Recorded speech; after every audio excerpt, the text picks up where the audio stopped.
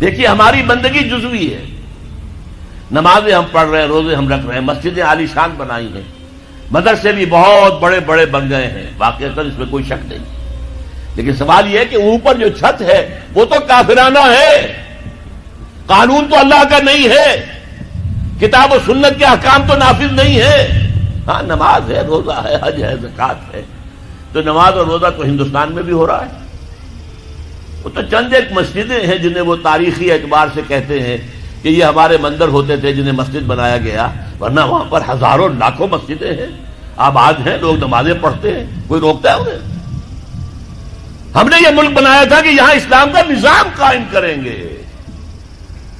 نماز تو آپ امریکہ میں جا کر پڑھیے، امریکہ کو کوئی اعتراض ہی نہیں۔ You have come here, you have purchased synagogues and churches and you have turned them into mosques. ہم نے کوئی اعتراض نہیں کیا، تم نے چرچ خریدے، تم نے سینیگوگز خرید لیے جو یہودیوں کی عبادت گاہیں ہوتی ہیں، اور انہیں مسجد بنا لیا، ہم نے کوئی اعتراض نہیں کیا، we never objected۔ لیکن تم کہو کہ اسلام کا نظام ہم قائم کریں گے، نہیں کرنے دیں گے تمہیں کبھی بھی۔ تم چاہو کہ تم اسلام کا معاشی نظام قائم کرو، کبھی اجازت نہیں دیں گے۔ تم چاہو کہ اسلام کی معاشرتی اقدار کو تم قائم کرو، کبھی نہیں کرنے دیں گے۔ یہ ہے اس وقت جو ہمارے ساتھ پیش آ رہا ہے معاملہ، پورا مغرب اس پر اڑا ہوا ہے، اسلامی نظام کہیں نہیں آنے دیں گے۔ ہاں نمازیں پڑھو، ہمیں کوئی اعتراض نہیں، روزے رکھو، تم روزے 30 کی بجائے 100 رکھو، ہمارا کیا لیتے ہو؟ تمہاری کمزوری ہو جائے گی، ہم تو تمہیں لیبر اسی وقت دیں گے جب پورے 8 گھنٹے کام کرو گے ڈٹ کر، اس میں کوئی رعایت نہیں کریں گے تمہارے ساتھ۔ بہرحال سوال یہ ہے کہ میں کیا کروں، کوئی راستہ ہے؟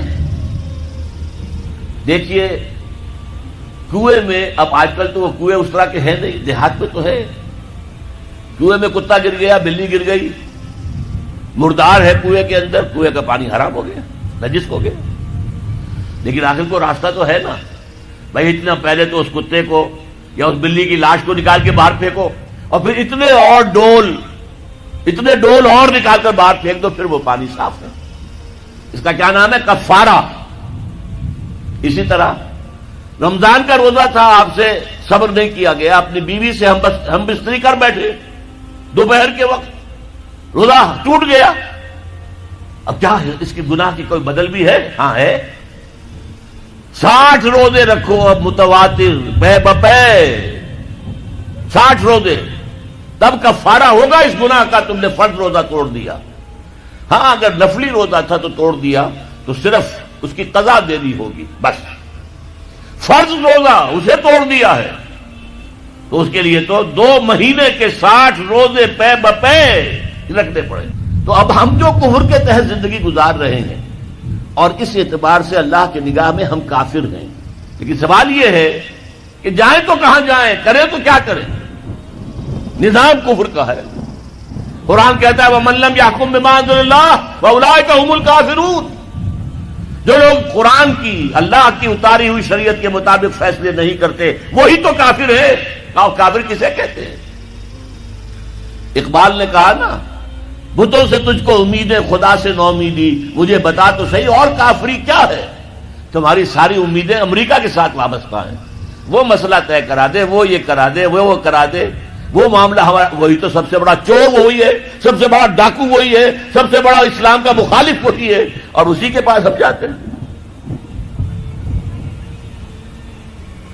قرآن کا فتویٰ تو یہ کہ تم کافر ہو۔ ہاں انفرادی طور پر تم مسلمان ہو، اجتماعی طور پر قومی سطح پر تم کافر ہو۔ وَمَن لَّمْ يَحْكُم بِمَا أَنزَلَ اللَّهُ فَأُولَٰئِكَ هُمُ الْكَافِرُونَ۔ یہ 7واں رکوع ہے سورہ مائدہ کا، اور پھر فرمایا وَمَن لَّمْ يَحْكُم بِمَا أَنزَلَ اللَّهُ فَأُولَٰئِكَ هُمُ الظَّالِمُونَ۔ جو اللہ کے اتارے ہوئے قانون کے مطابق فیصلے نہیں کرتے وہی تو مشرک ہیں، اللہ کے حکم کو چھوڑ کے کسی اور کے حکم پر فیصلہ کر رہے ہو، اس سے بڑا شرک کیا ہوگا؟ اور تیسری مرتبہ فرمایا وَمَن لَّمْ يَحْكُم بِمَا أَنزَلَ اللَّهُ فَأُولَٰئِكَ هُمُ الْفَاسِقُونَ۔ وہی تو فاسق ہیں، فاجر ہیں، وہی تو سرکش ہیں، وہی تو باغی ہیں، وہی تو غدار ہیں اللہ کے، جو اللہ کی شریعت کے مطابق فیصلے نہیں کرتے۔ اب ان 3 آیتوں کی روح سے سمجھ لیجئے ہم کہاں کھڑے ہیں، کیا کر رہے ہیں۔ دیکھیے میں آپ کو ایک مثال دیتا ہوں، ہماری آبادی کا میں سمجھتا ہوں اکثریت تو وہ ہے جو نماز روزے کے لیے پابند نہیں ہے. ان چیزوں کا چرچا شہروں میں زیادہ، دیہات میں بہت کم رہ گیا، بہت کم، بہت کم. اور ہماری 70% آبادی دیہات کے اندر ہے. اچھا، جو نمازیں پڑھتے روزے رکھتے ہیں، خاص طور پر شہروں کے کاروباری لوگ، وہ بلیک مارکیٹنگ بھی کرتے ہیں، وہ حسابات بھی غلط دیتے ہیں، جھوٹ بولتے ہیں، جھوٹ یا حلف اٹھاتے ہیں کہ یہ حساب ہم حلفیہ میں کہہ رہا ہوں یہ حساب صحیح ہے، جبکہ حساب غلط ہے. سودی کاروبار کرتے ہیں، اپنے کاروبار کو بڑھانے کے لیے سود کا قرضہ لیا ہے، سودی قرضہ لیا بینک سے،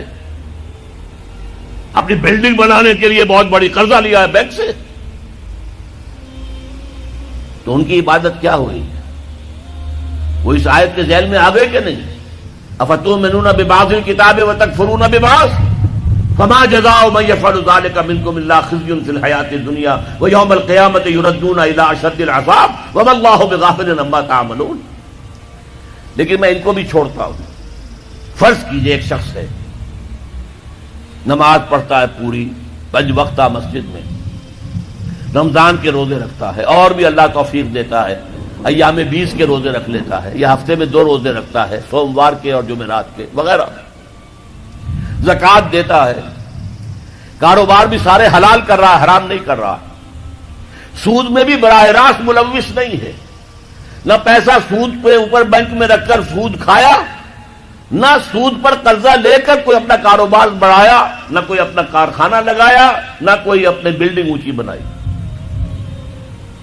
پردہ بھی اس نے اپنے گھر میں بالکل شرعی نافذ کر دیا.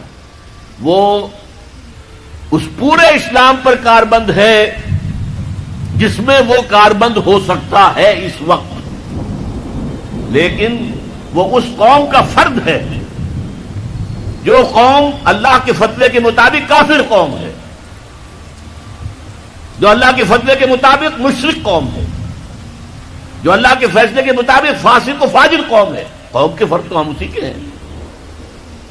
چور کا ہاتھ تو نہیں کاٹا جا رہا، ڈاکوؤں کو وہ سزا تو نہیں جا رہی سورہ مائدہ میں جو آئی ہے، ان کے ہاتھ اور پاؤں مقابل سم سے کاٹ دیے جائیں، یا یہ کہ انہیں ملک سے باہر دفع کر دیا جائے، قتلوا تقتیلا، ان کے ٹکڑے کر دیے جائیں.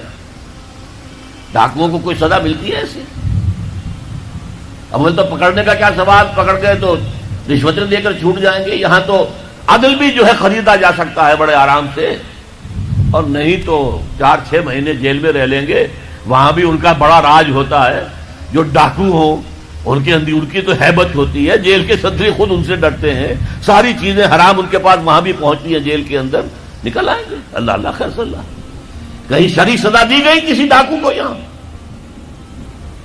ابھی تو یہ بڑی بحثیں چل رہی ہیں. حدود قوانین جو بنائے گئے تھے وہ بڑی جلدی میں بنائے گئے تھے، کچھ خلا اس میں رہ گئے ہیں، لیکن اصل میں جو لوگ شور مچا رہے ہیں وہ ہیں جو کہتے ہیں کہ یہ اسلامی سزائیں وحشیانہ ہیں.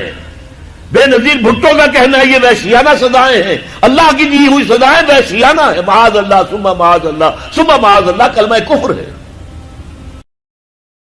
چڑھ دے سورج ڈھل دے ویکھے بجے دیوے بل دے ویکھے